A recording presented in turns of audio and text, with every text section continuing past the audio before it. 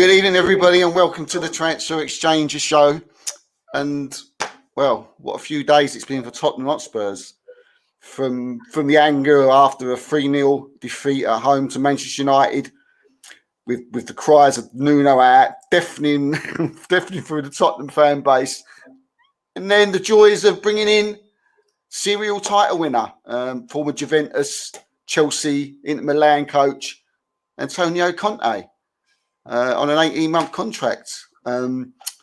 With me tonight to take a look into the first few days of what's been going on is Jamie Brown from the Daily Hotspurs. How you doing, mate?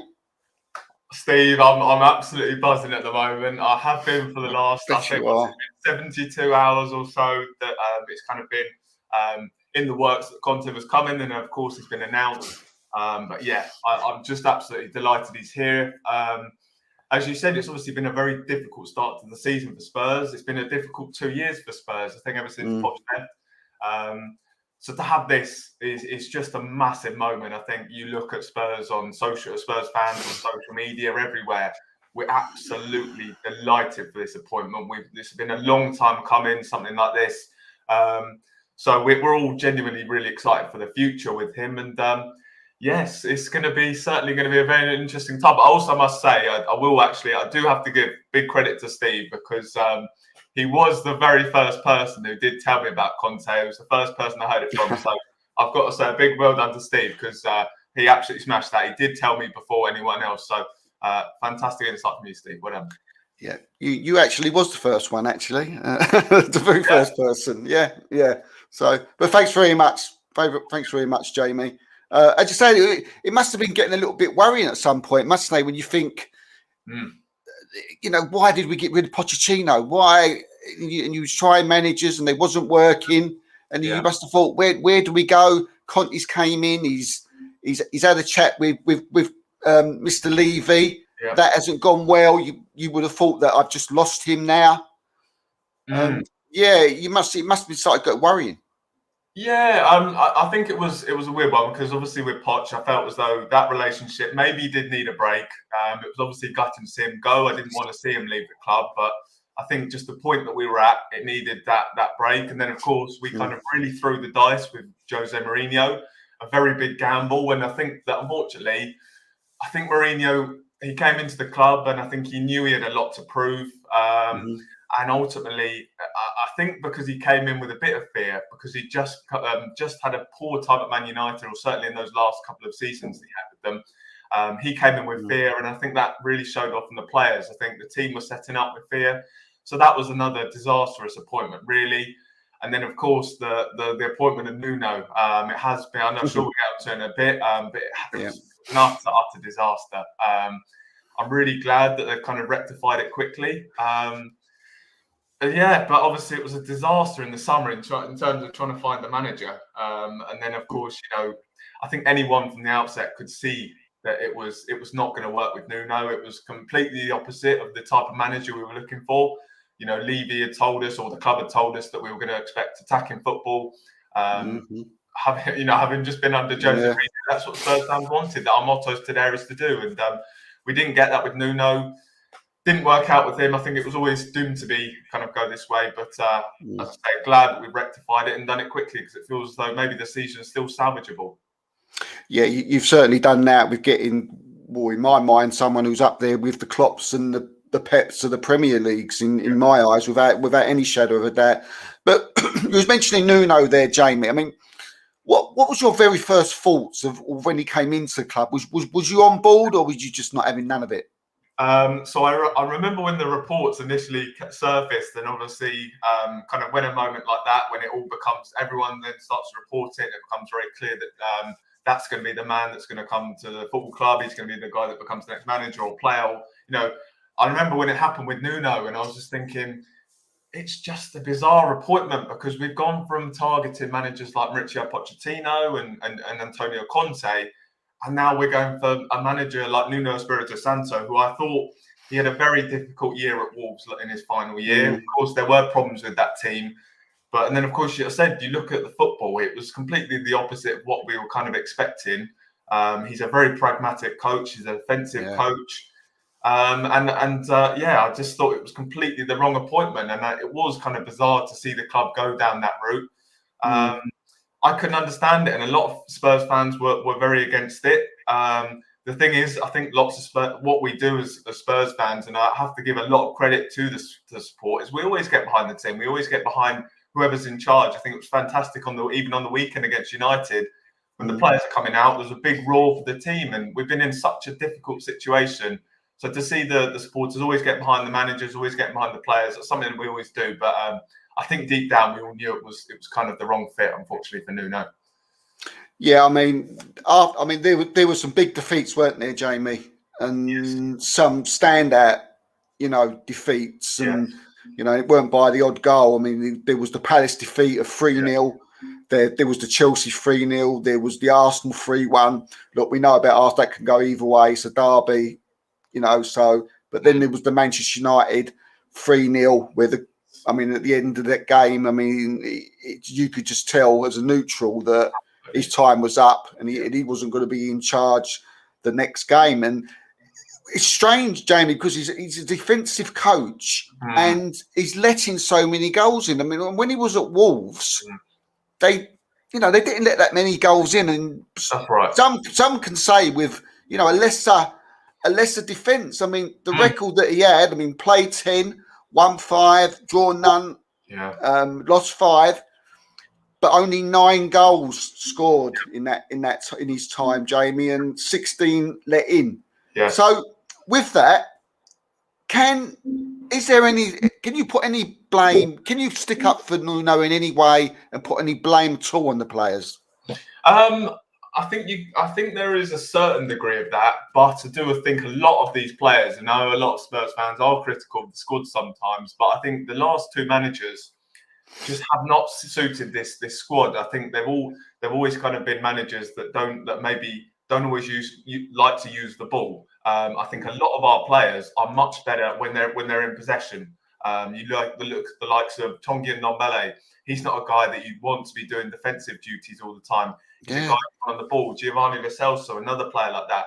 So I think our squad's kind of built to be playing with the football instead of setting up to kind of keep the opposition out. So I think our squad never really suited a defensive coach either as well. And as you said, I think the big thing is I think obviously it's come very early, and a lot of people will say, maybe did he deserve time?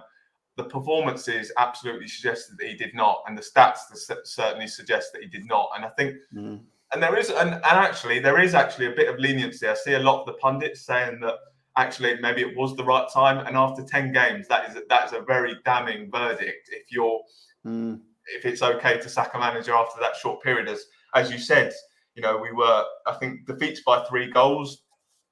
3 we've suffered this season. That's the most in the Premier League, even more than Norwich, which is pretty damning.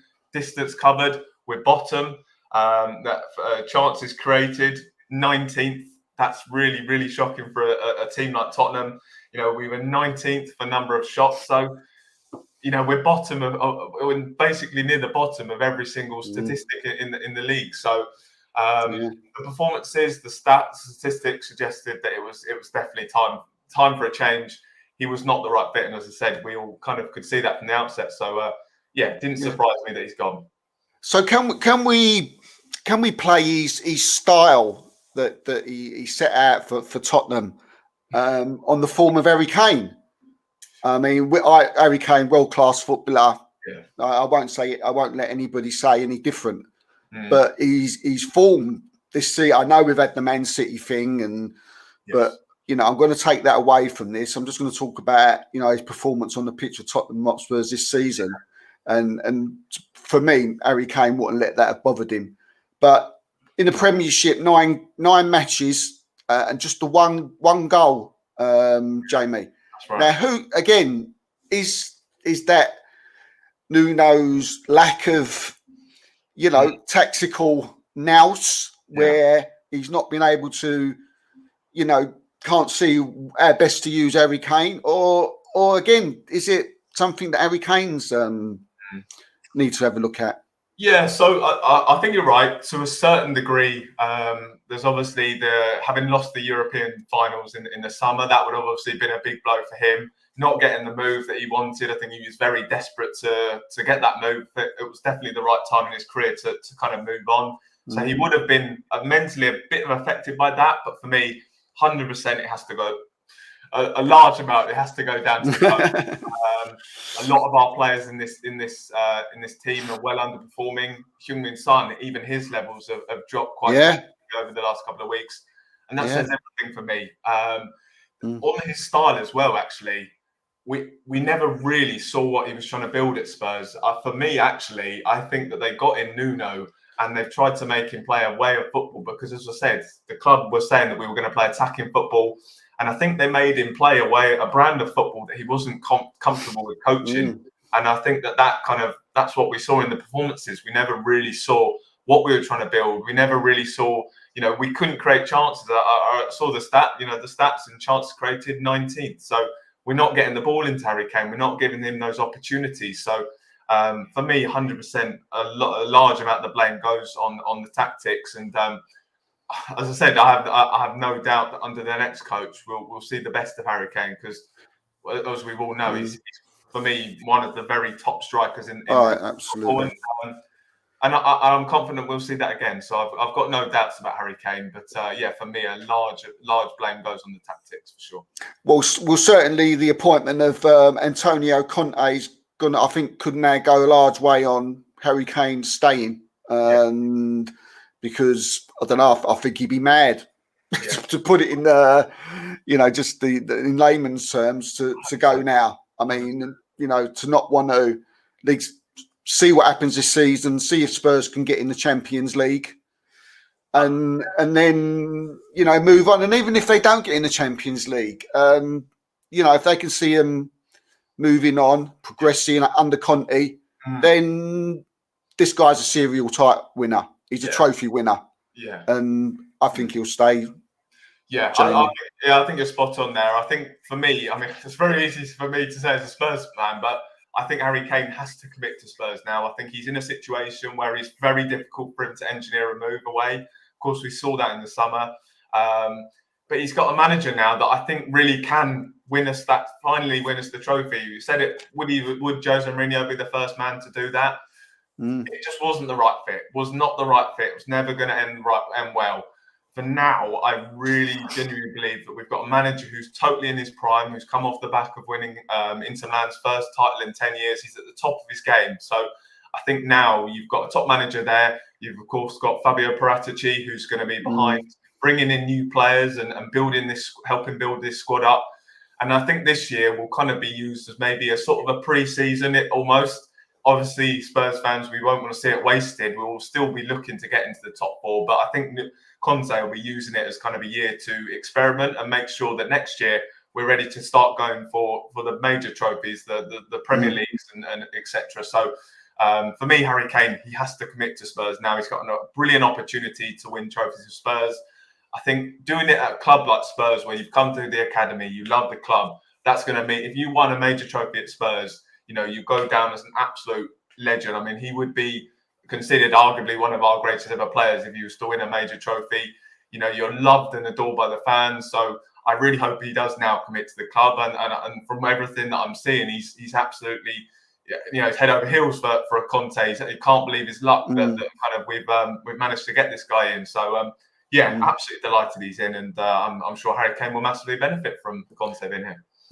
Yeah. I mean, Levy's done the right thing at last, and actually got the right man in. But just before we go on to Antonio Conte and what he's going to give to Spurs and what the future holds, you're looking at Daniel Levy now. We've always looked at him from the outside or from a neutral point of view. He's a great businessman who's done fantastic for Spurs. He's given you probably the best stadium in Europe. Yes. Excuse me. And he's made you very stable as a club. But now he's got three managers that he's paying off. Yes. In Pochettino, Mourinho, and now Nuno. That's right. I mean, is how the Spurs feeling? What their feelings towards Levy these days? Yeah. So in the stadium, I think on the weekend, the started to finally come out. For a long time, I think Spurs fans have been very fed up that we kind of haven't got it right. It's fantastic that we've got all this infrastructure, but it seems to have been at the expense of the team on the pitch. You know, brilliant that we've got it, but you know, we want to be competitive. I think Spurs fans would rather have stayed at White Hart Lane and maybe won things. But you know, if this was going to be the case, that we were just going to neglect what was on the pitch. But now I think the heat is that's gone a long way towards taking the heat off him. I think a lot, but I've always been kind of a guy that's maybe been more lenient to him. I think if you'd ask a different Spurs fan, they'd still say that he's under a lot of pressure to deliver now. But it's definitely the last roll of the dice for him. This is a massive appointment. It's obviously a fantastic one, but I think if this one was to fail, then it would really kind of be. You'd have to say for his tenureship in terms of being the chairman, it would kind of, you'd say it'd be near the end. So, but he's got in the first choice finally. Looks like he's listening to Paratici. I think Paratici's gone in there and said, "Look, you've got to get me my first choice target, managerial target, or this just is not going to work. This project's not going to work." So Daniel Levy looks like he's finally listened to him. But it's got to continue now. I think he's got to go and back Conte in the January window. He's got to go and back him in the summer. But I think the big thing is that would Conte have come if he wasn't given those guarantees? You look at kind of how strong Conte's hand was in negotiating. You know, he would have been able to demand a lot from Daniel Levy, and he would not be here if he hadn't demanded a lot and had real assurances. So I'm confident that Levy will back him now, but yeah, look, he's gone a long way to taking the heat off him because you know, we're still absolutely buzzing as Spurs fans, and we're really looking forward to tomorrow's match. So yeah, it'll be interesting.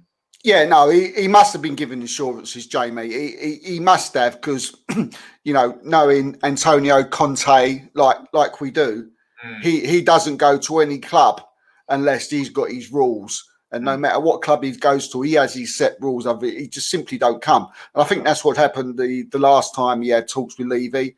He put them on the table. They said no. So he said, "See you later." Yep. And now they've brought him back in and said, "Okay, fair enough." Yeah. Because of some crazy reason, Manchester United did not want him for some reason. I know that for a fact. Yeah. So, but that's their problem, isn't it? You've got the main man.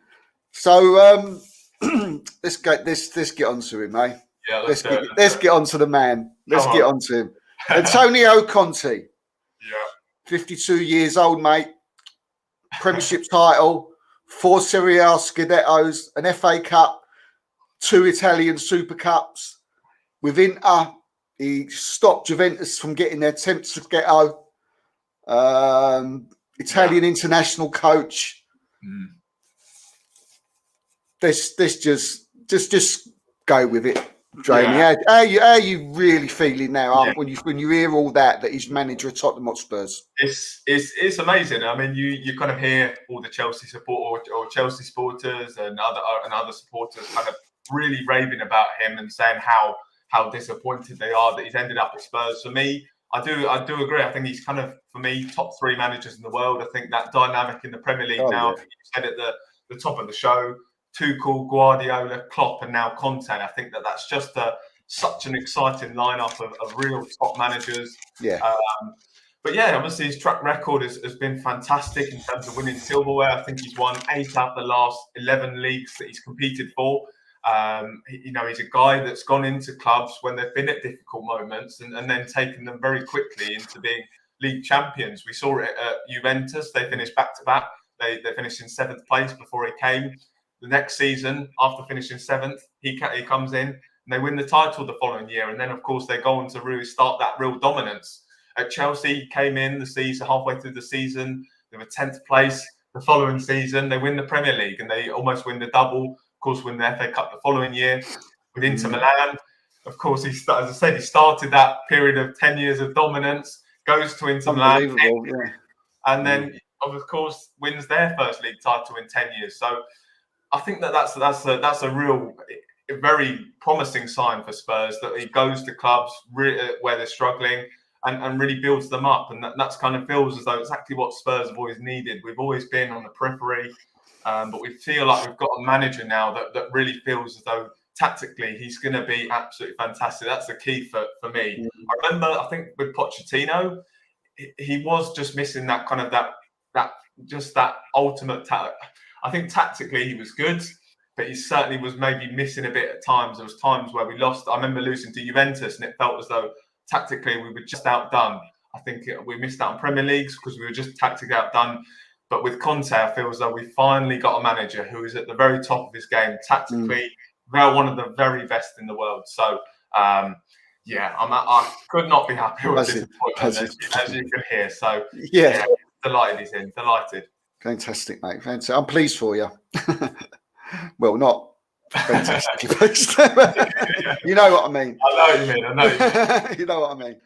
You was just talking there about when Antonio Conte he came in and he was 10th with Chelsea, and then he went on to win the title, and that was the season when he changed the formation at Chelsea. He went to a 3-4-3, and he's never looked back since any of his clubs that he's been to since then. Yes, or certainly not when he from then on at Chelsea. Have you got the players to play that? Because I think, Jamie, if you haven't, he'll either try and make them like that or they'll be out. Yeah. Interesting. That's an interesting point. I'll be interested to see how we do line up tomorrow, because obviously we'll get our first indication of what we'll be looking to do. I think with three at the back, of course, I think that's what we'll eventually see. But I'm not sure right now whether we've got three top central defenders. I think the one that we do have is Christian Romero. He's been absolutely top drawer centre back. A lot of Spurs fans have looked at him and thought, how on earth has he ended up at Spurs? Because he's absolutely top drawer. Played a key role in Argentina winning the Copa America. So, it'd be interesting to see whether we do have that person now. I think the wing-backs, actually, everyone is totally in agreement that we've got perfect wing-backs for Conte's system. You've got Sergio Reguilón on one side, on the left side. Then, of course, you've got Emerson Royal on the other side, and he's looked like a pretty decent signing as well. So, in that regard, yes, maybe we do. I'm worried slightly about the centre-backs. That's definitely an area we'll need to address in the January transfer window. We definitely need to add another centre-back. But, maybe you could see Eric Dyer. At times, he's looked okay, been a bit inconsistent. You've got Joe Rodon, who I think deserves a bit more of a chance. I think another striker will need to come in January. I think right now, of course, we've only got one senior striker at the club. Dane Scarlett is obviously an option, but he's only 16 or 17, very early 17 if he is 17. So he's not really ready to kind of be a second striker. So that's another area we need to look at, a second striker in January. But elsewhere, I think we've got kind of the players to keep us going until January. So it'd be very interesting to see kind of how we do line up. It wouldn't surprise me if we do start with a 3-5-2, 3-4-3, whatever you want to play it. But very interested to see how we line up tomorrow. Yeah, I'm quite looking forward to seeing how you're going to line up tomorrow, and I'm quite looking forward to seeing, the attitude of the players, other than the last few weeks. I mean, one thing about Antonio Conte is, I'm sure the Tottenham players know, and I'm sure most Spurs fans know as well, that look, this guy is not a man manager. He's not going to come up to you and say and put your arm around your shoulders. He's just going to have you on that football pitch, and he's going to drill you, and he's going to drill you, and he's going to tell you that I want to play this way, and and they're going to have to drop. They'll be dropping to the floors because from what I've heard, the way he works his teams and in training, the Tottenham players have got a real wake up call coming ahead. But I think it's something they need. I really do think it's something they need, mate. 100%. I totally agree. I think with the last two managers, I think that's kind of something that they have neglected in terms of really working the players. I think there was a report from the Telegraph today saying that the players have already kind of after one session with Conte, and he wasn't even taking the session because at the moment he hasn't got his visa yet. I think that will be sorted by tomorrow, so he will be in charge tomorrow. I think that's actually been confirmed. So no worries about that. But yeah, they're really I think they've really experienced how hard he's going to work them. But under Mourinho, I know that's something he really did neglect. Fitness was something that was almost discarded, really, and you could see that we were really lacking in that fitness. So hopefully under Conte, he really builds that up over the course of this season. But yeah, as you said, a lot of them do need that motivation and kind of that real kick. So it'll be interesting to see how he gets on with the players. I think under Mourinho, he was obviously a bit of a confrontational character, and I think we'll see the same from Conte. So it'll be interesting to see how these players get on. But I know a lot of Spurs fans just want to see that from the players. They kind of want to see the players put through that, because I think over the last 2 years, it's been really, they've just produced so many disappointing performances. So it's great that we've got a coach that's going to demand a lot of them now. Yeah, yeah. I mean, there's 3 players who I like at Tottenham who haven't seemed to have gone backwards under Nuno, and even for me, it's sad to see, because when there's this player that you like, you just automatically want them to do well, and for me, I don't see at Tottenham every week, but for me, Lo Celso, Harry Winks, and Ndombele are 3 players that I think on their day can be. Well, I'm not going to say world-class footballers, but not world-class, but very, very good footballers, and couldn't be in that Spurs team week in, week out, especially Ndombele. I mean, he's cost 63 million, didn't he? So that's right.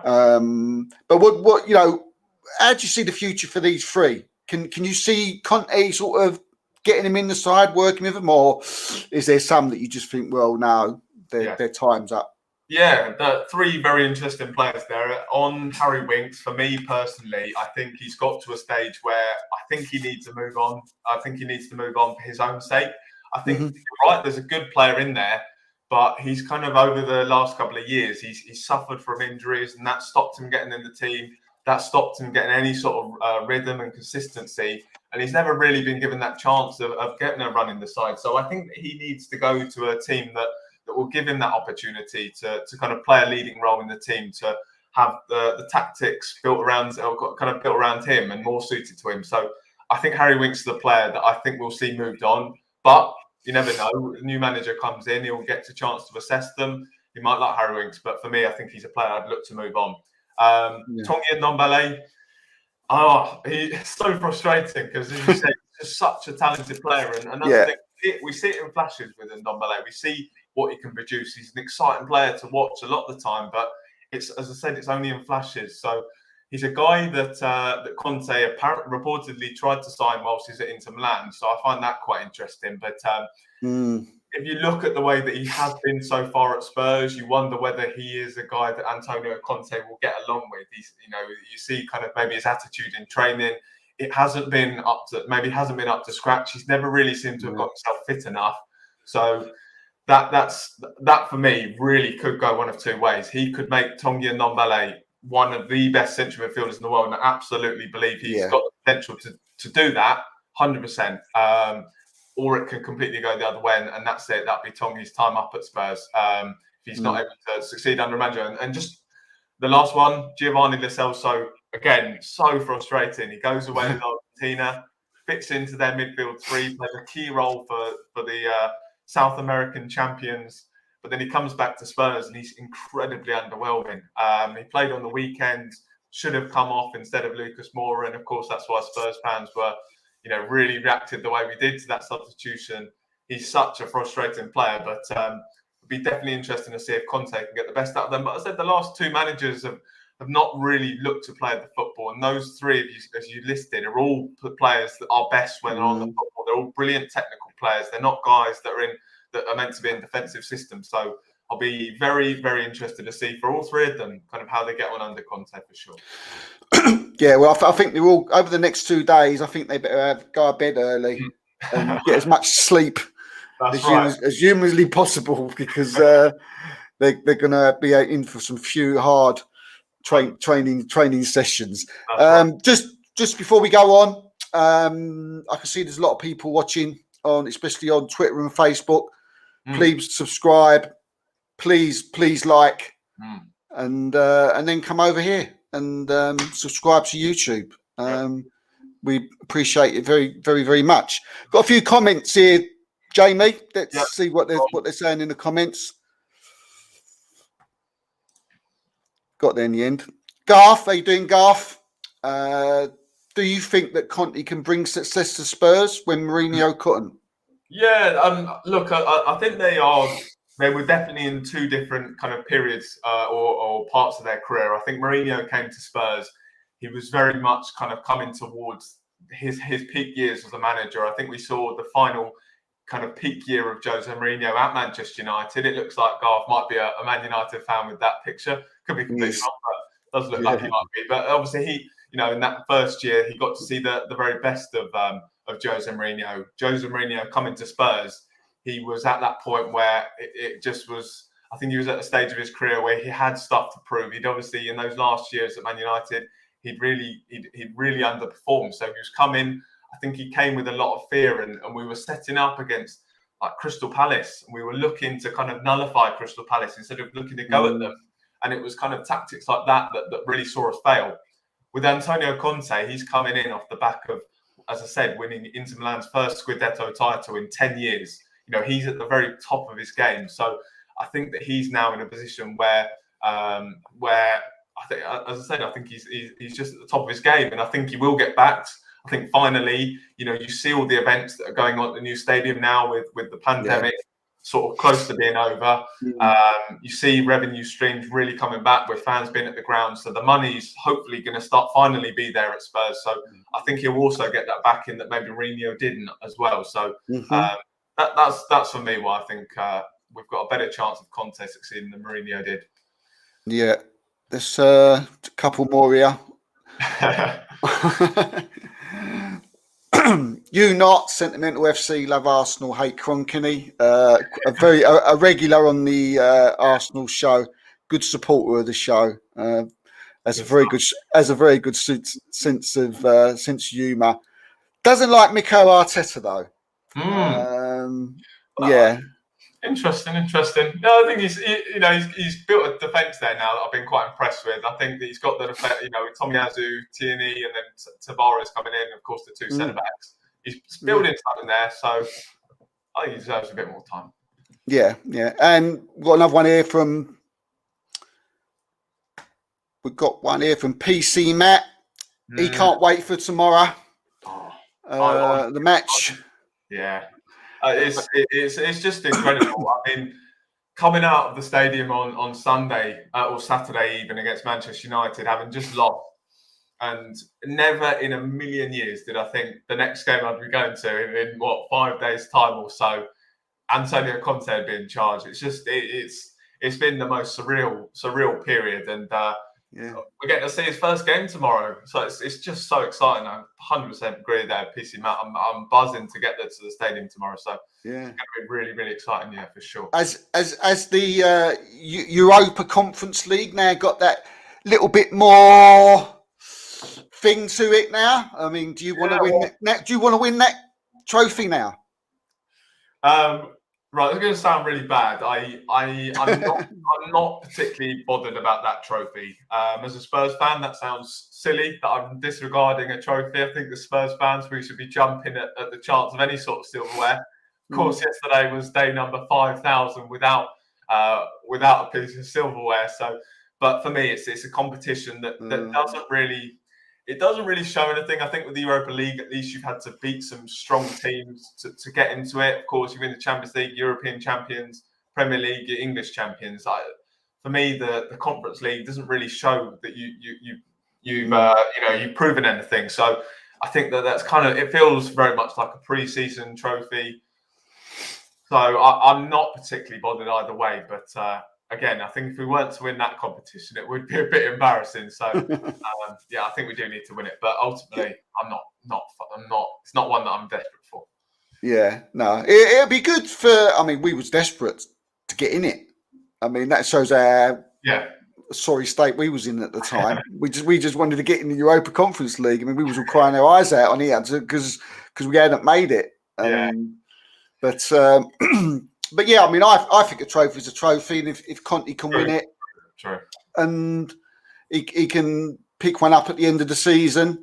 Yeah. But I just think Tottenham fans have just got to, take this season for what it is. He doesn't normally come in this early into into a tenure. That's right. So, but I must admit, you've done well to get him. So yeah, full marks to Daniel Levy and Patricia. I mean, it must have took a lot for them to actually go back in and say, well, okay, we'll give you your things now. So what? Just going back to that quickly. What do you think happened? What do you think that they didn't agree to that they've agreed to now, Jamie? Yeah, I just feel as though maybe at the time, I think Daniel Levy's maybe thought that he can get away with it and look for an alternative. It's just at the time it was so frustrating. You've got Antonio Conte there, who's one of the top managers in the world. He was kind of willing to manage Tottenham. We weren't willing to bow his demands. For me, I do think it did come down to transfers, and we weren't willing to give him that. But it just feels as though now I think Daniel Levy has finally realised it's taken him a very, very long time that you can't just get away with doing the bare minimum. That's something that Daniel Levy has always done. He's always felt as though he can kind of get away with going a full transfer window without making a signing. He can get in Spurs' 7th choice managerial target. So it's always been about doing the bare minimum. But now it finally, with kind of the help from Paratici, I think Paratici's played a big part in this, in saying you've got to now act like a serious club. If this project has any chance of working, we've got to get in the very best manager. And I think Daniel Levy has finally realised that he's got to go and back a manager now. He's got an opportunity here to get one of the best managers in the world. And I'm just finally relieved that he's looking like he's willing to go back him. But yeah, as I said, I just feel as though it ultimately just came down to we weren't willing to fully back him. Conte, as we saw at Inter Milan, won the title with them, but they said to him, "You're going to have to sell players. We're not going to be able to sign players. We're not going to be able to kick on." That's not good enough. He wasn't willing to drop his standards. So I think Conte has incredibly high standards. You're not going to give him those standards. He's not going to come. So for me, 100%, that's what it was down to. I think the club tried to spin it a bit. There's been a lot of talk from Paratici and Conte on his Instagram saying it wasn't the right time because he'd just come out of that relationship with Inter Milan. I don't particularly buy that. I think it ultimately comes down to budget for me, for sure. Yeah. I mean, there's rumours he got about, is it 100 million that they're giving him to spend? I mean, it's just rumours, really, isn't it? For me, I personally don't.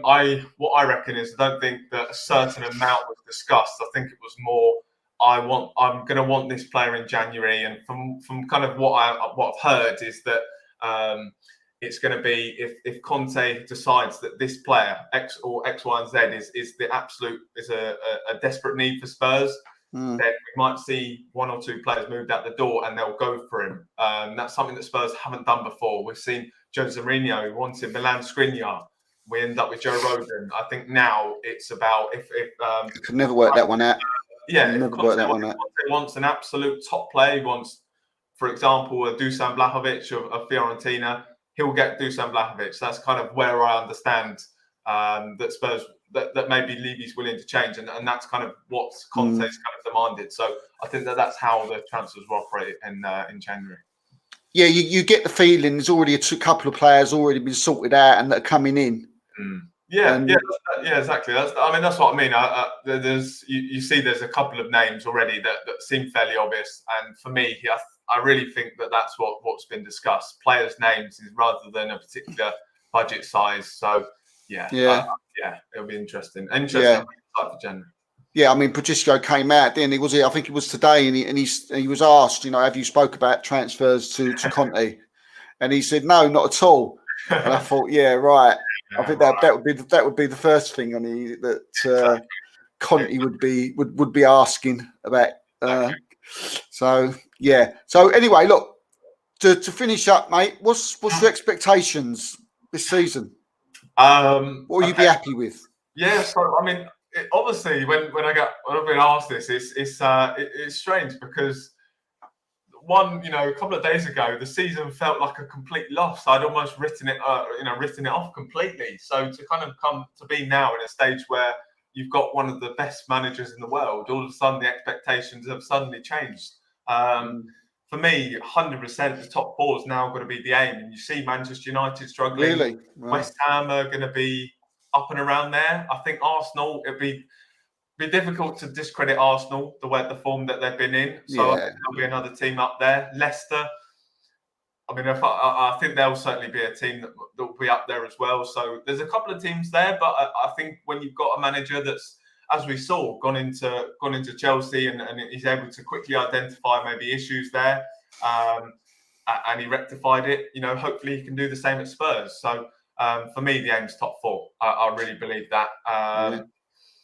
In terms of a trophy, it's obviously difficult to see that. I think the League Cup would be a fantastic one to win. I think if we can win that League Cup and you've got that in the bag by March time, then that's really set made a good start for Conte. Mm-hmm. It's got, of course, that thing off our back where we finally got that trophy. So that will be a big thing. I hope we can go well in the League Cup this year.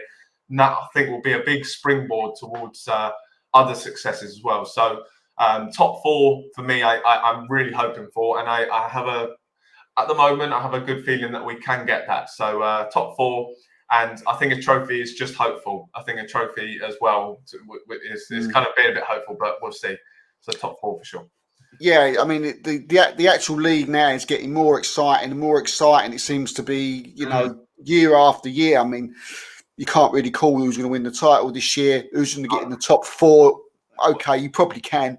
With Liverpool, Man City, and Chelsea, you probably can now put nailed in.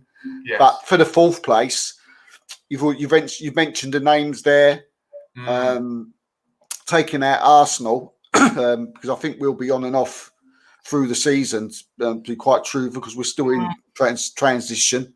Yeah, but we'll see what happens in January, I think. But if Conte comes in and he's put his orders on the table and he says, "Look, this is what I want," and he probably is thinking, "I want to play Champions League next season."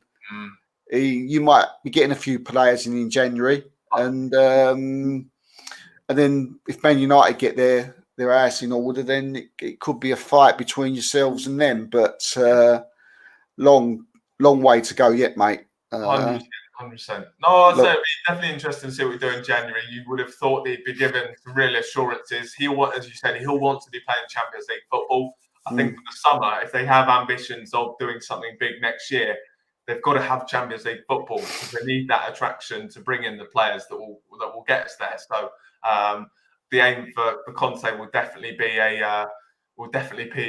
getting in that top four this year for sure. Yeah, and I wouldn't put it out of the question, mate.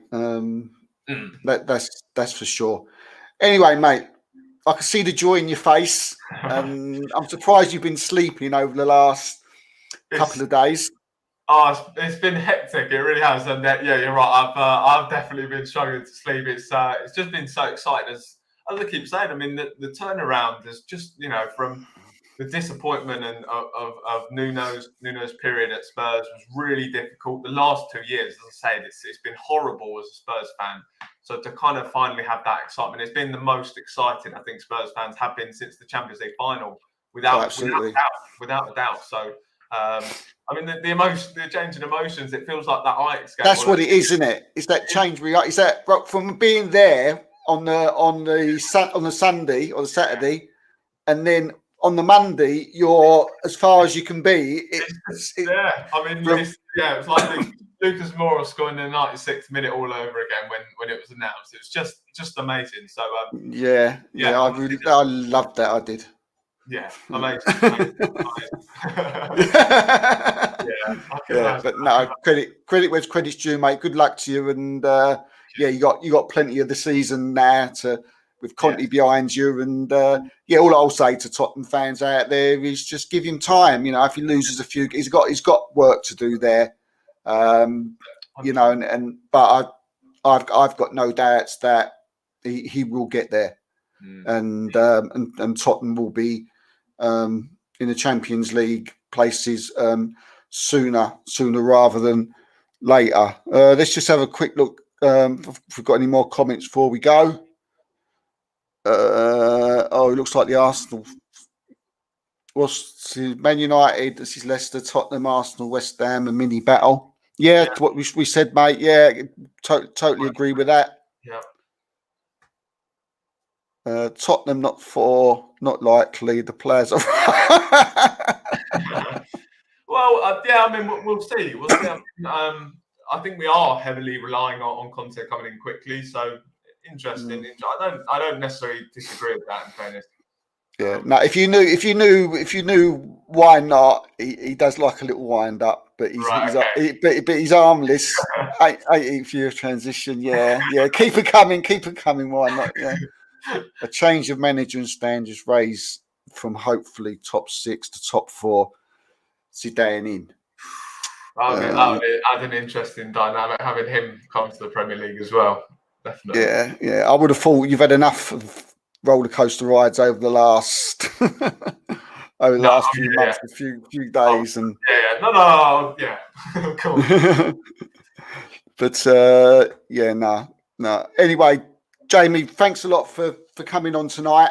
I really appreciate it. Always love having you on. Always, talk well and know your football. One of the people I always listen to when he talks. So, Jamie, just tell everyone where you are and how they can. Yep. So I mean, this is mainly where I'm at. I'm on Twitter, as you can see, at Daily_Hotspur. That's kind of where that's where all my main stuff is. Last One Spurs podcast as well. That's now mostly on YouTube now. So definitely that's one to keep an eye out for. We've got a big guest coming on Friday afternoon. So that's definitely one to look out for. But thank you very much for having me on, Steve. And again, I just say another congratulations on fantastic scooping, getting the Conte story. First one to tell me, as I said at the top of the show. And big credit to you. Well done. Thanks, mate. I appreciate that. Appreciate it very much, mate. So look, on tomorrow, Nathan Elliott will be back with the Man United show. So make sure you're tuned for that. That's at 8:00. And then we've obviously got all the weekend pre-matches and post-matches going on. So keep your eye out on Twitter for times and as such. But again, thanks very much, Jamie. Good luck for the season. Thank you. So until the weekend, peace out. Stay safe. And make sure you wash your hands.